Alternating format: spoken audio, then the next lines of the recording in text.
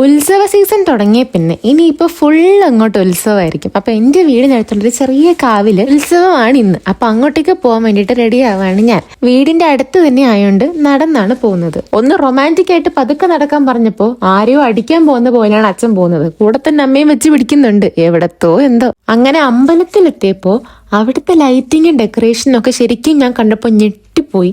കാര്യം ഇതൊരു ചെറിയ കാവാണ്. ഞാൻ കുഞ്ഞിലേ മുതലേ പോകുന്നൊരു കാവാണ്. അവിടെ ഇത്രയും വലിയ ലൈറ്റിങ്സും ഉത്സവമൊക്കെ ഇത്രയും അടിപൊളിയായിട്ട് ആഘോഷിക്കുന്നതൊക്കെ ഞാൻ ആദ്യമായിട്ടാണ്, ഇപ്പോഴാണ് ഞാനത് കാണുന്നത്.